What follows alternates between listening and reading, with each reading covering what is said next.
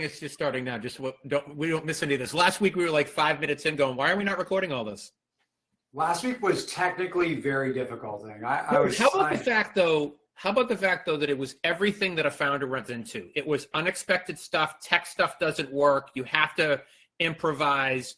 You have to keep going. Like it was everything we talk about with our founders every day in one podcast. Every day it is a struggle. The struggle is real, man. The struggle is super real. I'm ready to go. Like, what a day. We're gonna launch it. I just posted it to say we are live here. So it's 12:15. Look at this. We're getting tight on the time frames and everything. I'm getting concerned actually. I know we're almost getting too good at this. It's kind of weird actually. Okay. You're gonna lead off on the three things, right? I will lead off on the three things, and we'll talk about MLK Day. Okay. So, all right, let's go. It's 1 o'clock on the nose. Welcome to episode 7 of the Vibes Adventures podcast. I'm Steve Walsh, also known as the Hands-On Angel. This is my good friend, Rob Hughes, also known as the Startup Alchemist. How you doing, buddy? I'm doing amazing. Great to be here. I can't believe we've done 7 of these. Well, done 7 of these at the end of this. So getting better, hopefully. Looking forward to not having the technical difficulties of last week. And I think your 3 things are really good. I was just trying to keep up this week, to be honest. That's fantastic. I appreciate you, man. That's awesome. So let's jump right into it, man. Let's go into my 3 things. First and foremost is today is MLK Day, Martin Luther King holiday. So I'm going to lead off with that. And I'm going to ask a question. And I don't know what the right answer is, Rob, but it feels like to me that MLK has become what I like to term as the non-holiday holiday. And that's because federal buildings are closed, banks are closed. You work at a bank. Kids are off from school, but half of my friends are working. All my entrepreneur friends are working, but they always work. So that's not like a big deal. But a lot of businesses are working today. And it's become like this non-holiday holiday. And I don't know if it's because we're so far removed from who Dr. King was and what he meant to this country. But I think it's important that if we're going to have a holiday and we're going to celebrate all that is good in this country, and I think that what Dr. King stood for was part of that, I think we have to treat it as such. Yeah. And for some reason, businesses treat it just like any other Monday. We're not taking time to pause, reflect, and serve. And Dr. King was all about service and equality and community and bringing people together. And I don't think it's a coincidence that it falls on Inauguration Day. And I just would love your take on, when did MLK Day become this holiday that was like, it's a holiday and the kids aren't in school, but everybody else is working, so we just treat it like a Monday? Do you have any thoughts around this? Yeah, it's like an optional holiday. Corporates can take the option as to whether to stay open or not, or give a holiday to their employees or not, and some of them opt for it and some don't. And it's a little strange to me because if you were thinking about the days we do celebrate and that we do shut down for, this one's right up there. Like, this is like, name a more important holiday than Martin Luther King Jr. Day. Like, that's kind of hard. So and you're right, for all the reasons you mentioned, like, it is super important that we stop and we take a moment and we reflect and we serve. And like, well, how does that work if you're working? So it's kind of weird. It's like, what, a flex holiday or a hybrid holiday? It's just, why isn't it full-fledged? It doesn't make any sense to me. So, and you know what it does, Rob? It creates more impact for the parents. Think of the parents today that they're like, oh shit, I have to work. My kids are out of school, so now I have kid coverage issues. So like the downstream, we talk about this with founders all the time, right? What are the downstream impacts to decisions? The downstream impact is by making it a flexible holiday and making it optional for some companies, you actually create more harm than good because you create strife in people's personal life because of it. Yeah, which is, like, again, I don't think is the intention, but I think it is what ends up happening. So you have to sort of acknowledge what's been happening. And similar to, we talked about this this past week, was the same goes with voting day, where in November, it's like, why isn't that a national holiday so everybody can take the day off, have all the time they need to go to the polls, to get their vote in, have their vote count? I don't understand why that's not a national holiday as well. That's uniformly adopted and like we're able to. I know we don't have so many days out of the year that are allocated to national holidays, but like let's think about the ones that really matter and like name 10 more significant historical figures in America than Martin Luther King Jr. I think for me, the ask is, whether you're a founder or funder or someone in the ecosystem, is take this day to reflect and take this day to build community and, more importantly, to be of service to others. I think that's what I take away from this, Rob. So what's your lead off for my three things? Oh man, I'm going to talk about the TikTok timeout. So we were anticipating a ban. We were given all the worries. There were lots of hours spent fretting, and friends of mine fretting about what platform will I go to now that TikTok is taken away? Where can I create content and have it reach a broader audience than my circle of friends? How can I do that? Where can I do that? What is the next TikTok? All for it to come to a crashing halt 12 hours into its ban. So I like to call it the timeout, the TikTok timeout, not the TikTok ban. Didn't last very long, wasn't hyper effective. I'm not sure we learned a whole lot from the whole thing. I'm hearing like why the ban happened. I'm like, it's sort of the same stuff that all the other social media platforms are doing. So I'm a little confused as to why they were singled out as, wholly bad. I understand sort of the ties to China. I think there was some frightening moves of a sort of new platform that people were migrating to that was actually like, if you signed up for it, you were pledging that you joined the Chinese military if called upon. So that's definitely a bigger threat than TikTok's user agreements, but what have you. It's all over. It's live. It's back. It's in action. And I thank my wife for letting me know like pretty early on. She's like, "Oh, TikTok's back," and I opened up. I was like, "Gosh, that was quick. That was so quick." And for me, I've been thinking about creating content on TikTok, but the cloud over my head was like this. You and me both, by the way. I've had the same conversation. Like, do I even want to do this if this is going away? Exactly. And now that we know it's not, it's like, okay. I did tweet something. I know it's not tweeting, it's posting. But I did post like sometimes you have to create a problem to solve that very same problem. And I think this is what it is. Like, I think it was Trump who started the TikTok ban rumors, and then only for him to swoop in the 13th hour, not in the 11th hour, after the ban went in place. And like, actually, we're going to remove the ban. It's like, I guess. Rob, you know where my mind went? Which is an interesting one because we always talk about founders on this. What an awesome reminder. As a business owner myself and a founder, don't put all your eggs in one basket. No. Like when I say people go, "Oh, are you an X person or a LinkedIn person or a TikTok person?" And I'm like, I don't know if I'm any person. I want to get my message, more importantly, and my vision for helping founders and funders to come together on a global scale. Sometimes that's going to be me using LinkedIn to reach founders. At times it would be X. Maybe it's TikTok. Maybe there's another platform that some great founders developing right now that we're not even using that will develop over the next couple of years.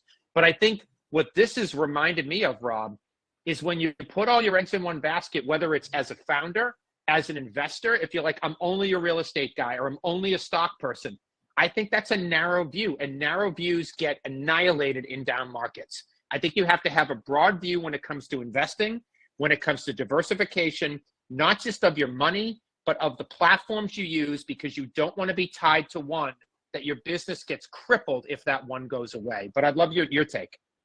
Well, Kobe said, put all your eggs in one basket and then just make more eggs. So I don't know if that's, if that's on the table for most of us, but I agree. You have to have an alternative plan. You have to have different modes of communicating with your community, with your audience, and be adept at all those and understand how to do that efficiently. And so if in this case, it's communicating with audience, if you don't have an alternative plan, this probably was a very stressful last couple of days for a lot of people. And I get it. I mean, that if that's your main channel and that's your main driver for business and eyeballs and all those things, of course, that's going to always be hard to navigate no matter how many backup plans you have or other channels that you're working. But having those already in place gives you at least some sense of continuation or continuity versus maybe for some people, Rob, they'll actually think of, I need a backup plan, or should I have another platform? I hope that's what comes out of this, is that entrepreneurs and creators are like, wait a minute, why am I just so tied to TikTok? Why am I not leveraging Insta or YouTube or whatever? Well, I actually think I have a different perspective on this. I don't think it's that, because almost every content creator is creating content across platforms. So I don't think that's the incentive. What it will trigger is the necessity for people to get their bases to make as much of their audience to subscribe across their channels. And so what I saw from a lot of content creators was like, hey, follow me on Instagram. Like, here's the link to follow me on Instagram, blah, blah, blah. And I think like that's a great trigger for getting people to do that. But I think more content creators are more likely to be thinking of what creative ways of consistently getting their members to cross to follow them across platforms, and especially where TikTok is giving you a larger audience than you will on other platforms and gaining audience for you. How do you like create mechanisms that regularly convert that audience into audience on other channels? That's going to be the thing that the space I'm watching on this whole thing going forward. Makes total sense, man. Makes total sense. Okay. Number 2 for me is the first couple creates meme coins. So today, in addition to being Martin Luther King Day, of course, is also Inauguration Day.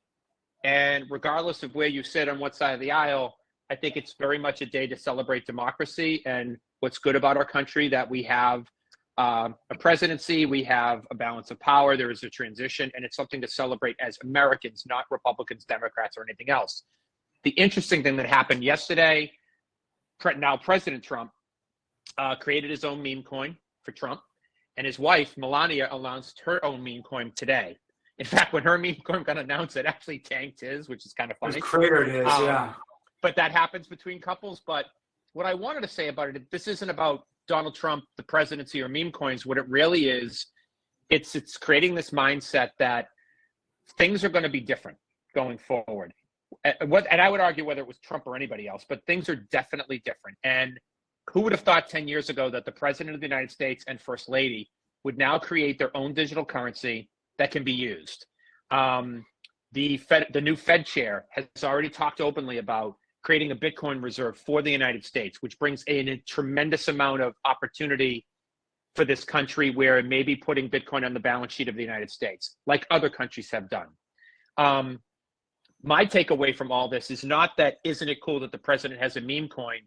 It's that I can't tell you what's going to happen going forward for the financial and crypto industry and the United States government. But what I can tell you is it's definitely going to be, air quotes, different than it's been before. And I think this is just a great example of that. But I'd love your thoughts, Rob. More than a coin or 2 coins being minted by the presidential couple, I think it's a massive signal of intent about where this administration thinks is how they're thinking about the entire vertical sleeve of crypto and blockchain. I think that entire industry is looking must be very extremely optimistic about the next couple of years, where there have been regulatory walls put up every single step of the way, and now you have a president on the eve of his inauguration minting a coin. I mean, Rob, what did he say that he put David Sachs, who is one of the most prolific SaaS investors of all time, on his cabinet to be a crypto and AI czar, specifically to focus on this area. And he's a massive venture capitalist, probably one of the best of all time. So I think it's signaling. That's all it is. It's a big signal. I was on with a wealth advisor and friend this morning who said, if you don't think this is going to be a pro-business administration, you're not paying attention. And so for all the let's call it the controversy of this upcoming administration, there's one thing that entrepreneurs should look forward to, and is that there's a sea change in at least the directionality that people think we're going in.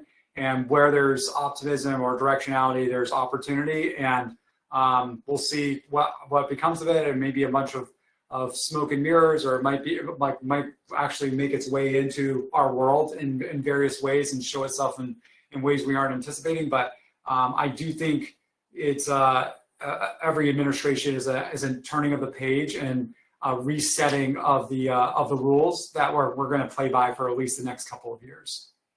Awesome. Good one. Yeah. What's your next one, man? I'm going to see if the share screen will work. We've been toying with it. See. Let's go. We're going to share it up. Bada bing, bada boom. Okay. The headline I'm going to use. You got it? Got it. Okay. So the headline I'm going to use here is not what this is, which is, looking at the top 10 startup ecosystems, great graph to know, great graph to see. I was just blown away by the lack of Boston making the top 10 in consumer. And so my second thing of the week is Boston investors, why do we hate consumers so much? I don't know the answer. But I give advice to founders all the time, and some of it's good, some of it's not so good. One of the things I consistently say when I'm talking to a B2C or D2C company. Wow, we got anytime you get the shit kicked out of you by San Diego, you really have to reevaluate. You really do. I didn't even know San Diego had anything but surfers. It has a startup ecosystem. And apparently they like to invest in consumer. So that's it. I've long said that, I just did this at Reese's party that we were at the other night, and somebody was doing a direct-to-consumer play, and I was like, go west, young man. Go west. Go to New York. Go somewhere else. This will not make it here. It's like it just won't make it. And so maybe the larger, if we zoom out, the point is like certain ecosystems play to certain categories and have the depth of roster of investors that founders should be aware of. If you're starting a company that and you're in a place that doesn't really have a supporting investment scene that has historically put money into that sector, you might have a harder time raising. And I know we all can raise from anywhere now, but there's an advantage to having your investors around the corner, people that you're building real relationships with, not digital ones, and you're able to convert these like 50-50 opportunities more frequently. So Rob, if I were go ahead. I was going to say, if I'm going to go fishing and I'm trying to get some bass, I'm going to go fishing for some bass. I'm not going to go to a pond that doesn't have any bass in it. I'm going to go where it's teeming with bass, where there's a history of bass being caught. Like, why would I want to go fishing for bass in a place that doesn't have very many bass or any bass at all? It doesn't make any sense. Yeah. So it helps to know the data. If you're starting a company, know where you're at, know where that's the investment teams are that are going to be have a higher likelihood of investing in what you're doing. It will be more competitive, sure, but at least there's a supporting system, a financial system to help give you an opportunity to get a check written. Rob, one of the things I wanted to touch on, because you said something about, I know everybody can raise from anywhere, you don't have to physically be there anymore. I think we have to make a distinction that just because, and I do 20 Zoom calls a week with founders looking at deals all over the world. It's been the biggest unlock for venture since COVID, in that venture capitalists now get exposure to ecosystems and, more importantly, to founders, regardless of time zone. That does not preclude, or more importantly, replace the one-to-one connection that happens from in real life engagements. And if I was a consumer founder from Boston, it doesn't mean you can't do introductory calls like this, but it also means it doesn't prevent you from being strategic and maybe blocking out a week or maybe 2 weeks and jumping on a plane and going to California and hitting LA and Venice, which has a massive consumer space, in San Francisco, and just spending some curated time to meet the people in your space that are investing. Because I will tell you that this is a people business, and it is a lot easier for me to get to know you when I'm in the room with you, having a cup of coffee, maybe a glass of wine or a tequila in our case, than trying to do that over Zoom. So I think people have this belief that it's replaced it. I would argue it's enhanced it. It doesn't have to be a replacement, but I'd love your thoughts. Well, I'm looking at the numbers, and there's a significant drop off between number one, Bay Area, which is 30.6, Los Angeles is 22.6. You go all the way down to less than 10% coming out of New York. So there's a major drop off after the big two. So if I'm a consumer company, I'm going, I got to be in the Bay Area, in between, or LA. I got to be in that area because that's where 63% of all the deals get done in consumer are there. And why would I be anywhere else but there? Or if I'm going to do a trip, like you said, like allocate some time, make sure I'm meeting up with a bunch of those investors. So I think it does play into the strategy of how you allocate your time and resources. And are you being thoughtful about all the moves you're making or just some of them? And this is a macro view that takes 2 seconds to look up and be like, okay, how all in are you? Are you going to move to the city that your company needs for you to be successful? Yeah. Like, right? Wouldn't you just move? Maybe. I have had 2 or 3 founders in the last 2 years do that. They've jumped to the plane and said, I'm moving to California because this is where my industry is. And there are pockets around stuff like this. Like, Rob, if you were a biotech, a med tech founder, maybe a deep tech founder, Boston's one of the best places in the world to raise capital for those types of Absolutely. companies. Actually, we're not best at anything. According to this, we're second in biotech. But still, I mean we're top 2. That's huge. Yeah, but we hit above our body weight. I mean, we're punching above our weight here. Less than 1 million people. Yeah. You know, we're doing. All right. So my third. That was your second, right? Yeah. All right, so my third is what I like to call a valuation reality check for early stage founders. So I've had this, you know that I'm a mentor in residence with Techstars, which has been a true blessing in my life. And I had conversations with 2 cohort grads from the last week, that want to raise their first ever round of capital. And in both cases, they were under $100,000 in annual revenue. So they were what I would consider early. They're both less than a year old. They've got traction. They've got paying customers, but it's early, under 100K in revenue. And the debate really was, you know, they want to raise a nominal amount, I'd say $750,000 to $1.5 million. So a reasonable first money out because they've been bootstrapped to date. And we had this debate on they want valuations of $10 to $12 million. And I just look at that, Rob, and they had all these reasons why, and then we talked about dilution and all the different things you have to consider. And I think there is this thing going on right now that people have heard ventures heating up and it's a new year, new administration. And for whatever reason, the founders have sort of said, okay, I know we took a huge haircut on valuation the last couple of years and there's been less money, but now that it's heating up, I know we're only worth 6, but because it's heating up now, we're worth 12. And nothing material's happened in between that period of time. And my argument to them is you're spending the wrong amount of energy and time on the wrong thing. What you don't want is your round taking 6 to 7 months so you can find that 1 or 2 investors that believes you're worth 10 to 12 million versus there's probably 15 investors that would talk to you today at $6 million. And the difference in dilution between $6 and $12 million on the first round of capital at a reasonably small raise is going to be nothing compared to the pain of taking 3 to 6 extra months to find that right investor.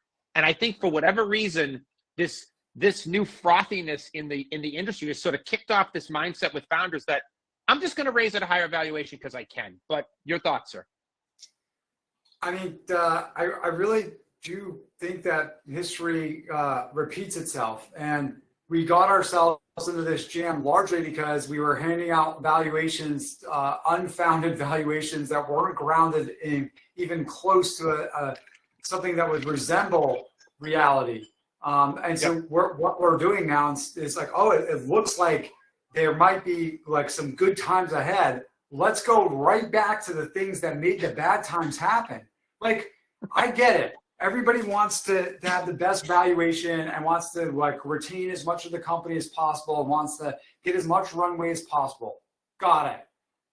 However, having said that, let me say this. We don't know what is going to happen. And sometimes you're grabbing at money at a valuation that guarantees that you will not be fundable in the next round. Absolutely. Look, and I've had 2 companies in the last year go out of business because 3 and 4 years ago, during what I like to call the banana zone, they raised 2 at 25, 2 at 30, and now their next round was going to have to be $40 to $60 million. And you know what the market said? Bad timing. LPs aren't interested. We're sitting on our hands. We're going to sit this one out because we already backed you twice, and you haven't gotten to break even or even showing a profit or a path to profitability, and we're just going to sit this one out. And they crumbled because they couldn't raise and they couldn't grow into their valuation. That is sort of the dirty little secret that founders are not knowing when they get that first money at that 10 to 12 million. Your next round, Rob, has to be at like $25 million. That's a lot of revenue. That's a big valuation to grow into. So to raise at 25 nowadays, you got to have, what would you say, $2 million or path to $2 million a year in revenue? Yeah, I also think of like I'm smiling because I'm thinking about like what are the conversations they're having with each other that are leading to these sort of expectations. And like Right. I guess like if there's Slack channel conversations or things they're saying at like these dinners and things, but like there needs to be some sort of recalibration for reality that needs to take place. And what one founder says in their moments of braggadocio, their moments of bragging about the term sheets that they were offered and signed, it may not apply to you. And like, be smart, be wise, play a longer game, think about what it is you're actually trying to get done and the most effective route for doing that. And I get really concerned when people are when it, like the behavior is just it's like going right back into the same thing. It's like right back. Right. A couple of these conversations were, well, I have a couple founder friends that raised on a lot less revenue at better terms. And I'm like, that's a good data point. Let me give you my counterpoint to that. I look at 20 deals a week and have talked to 3,000 founders in the last 7 years. So I think I'll call it data bank of information might be a little more enhanced than yours. You talk to 3 people, I talk to 3,000. I'm just saying, I'm not saying I know more than you do, but I think my analysis has a longer period of time and it just is a little deeper. So you also don't know the details of those 3 like deals. Like it's not obvious like why they were offered those terms. Was there what if their uncle was the head attorney at Fenwick and West, which has backed every unicorn for the last 20 years? You just don't know. Like, are they serial entrepreneurs? Do they have a track record of doing things like winning? Or have they worked with these investors before? Is it a super team? Do they have some crazy? Do they have a patent maybe that you don't have? Exactly. Like you don't know, and so it's like, oh, let me just compare myself. It's like, okay, then be okay with if it doesn't end up the way you expect, because these things don't always happen. It's like it's very similar to like when people sell their house and like they have unreasonable expectations for the price of their home. It's like reality's you're worth what somebody's willing to pay for you. So if you want to go out and like turn off a bunch of investors with a bad valuation, that's going to absolutely screw you in the next round, and it's showing that you have no idea what you're doing, go for it. Or you could find a reasonable balance of a valuation that doesn't dilute you too much, that gets you the money you need to get to that next milestone and raise another round from a better position. Like you play with the cards you're given. Oh, that's a tweet right there. You play with the cards you're given. That's it. You got a 2-7 off suit, kid. You're taking a down round. What's your third one, Rob? I know we're almost out of time. Here it comes. As soon as I can get my share screen up. Okay, what happens when a company stops using social media? Look at that. Look at that organic social traffic. You stop using it, it goes down. But look at that top line number. You lose 6% of your revenue. You stop engaging in socials. You don't think your digital footprint, your digital community, and your digital brand matters. And look what happens. Your revenue, top line revenue, takes a hit. Look at that. That's crazy. Yeah. So it literally is saying that when you get off social, revenue takes an. So there is a correlation between being on social and actual revenue depletion. Yes. So you can abandon social at your own risk, or never stop social, sell it. Or your brand if your brand isn't strong, your sales will be weak. Pick your poison, pick your flavor, whatever you want. It's important to realize the age that we live in, you have to be present. You have to show up digitally where your customers are, where your consumers are, where you're building community. It has to be there. And if it doesn't, you're going to suffer. The top line will end up suffering. It may take a while for it to get dragged down. It may not seem like a lot, but it ends up adding up. I think that's awesome, actually. You had a couple good nuggets there I just posted. If your brand isn't strong, your sales will be weak. I love that one. I mean, you're crushing right now. I'm just going to say it, and you just tweet them all out. By the way, then you respond, and we reshare, and we just go nuts. Listen, it should be tweets. It shouldn't be posts. Like it's sort of it's a tweet. It shouldn't be a post. It's a post elsewhere. It's a tweet on X. because it kind of reminds us. I don't think there's anything wrong with. And honestly, Rob, it'd be interesting, huh? How about this? Because you can do a poll on X. What about between now and next week? We put up a poll. Is it a post or is it a tweet? And just have people vote, an upvote. Yeah. I'm making a note here to do that. That could be kind of cool.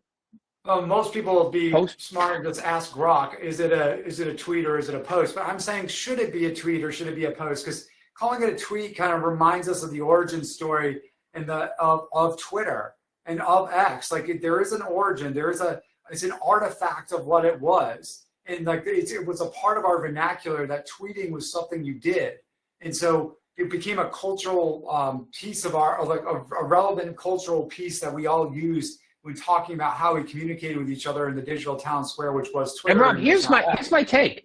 Yeah. We post everywhere else. We only tweet on X. It's the one place you can tweet. So why did they get rid of it? I do think it's a minor miss because it is every other platform. It is a post, but everybody, when you say you're tweeting, everybody knows what it is. I think it's a huge competitive advantage for X. I do. You could still call the platform X, but you shouldn't take away tweets. We should bring back tweeting. That's the thing. Hashtag bring back tweeting. Hashtag bring back tweeting. That's it. Look at that. Right. 1:30 exactly. We're through my 3 things. Tight. Right on the button. Unbelievable. It was great seeing you in person last week. I hope we get to cross paths again this week. I'm not sure if we will. And what is it? The polar vortex? What is it? We have a polar vortex. Those are always the best times in Boston, by the way. You should come visit. It's fantastic. And it's only going to be -5. It's only going to be 5 degrees tomorrow. But you know something, Rob? It's why I threw the beanie on. You got to embrace it. We live in a place where the weather sucks 3 months a year. Might as well get used to it. Or, you know what I tell my friends that complain about the weather when it snows? You know you don't have to live here. You can live someplace else. And if you're a consumer, you definitely shouldn't live here. You should live somewhere called San Francisco or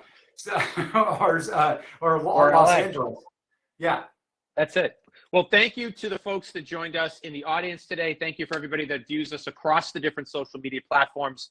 Thanks to my friend Rob Hughes, the Startup Alchemist. I'm Steve Walsh, the Hands-On Angel, and we will see everybody next week on the Vibes and Ventures podcast. Thanks for joining. Thanks, Steve. You guys stop that recording button.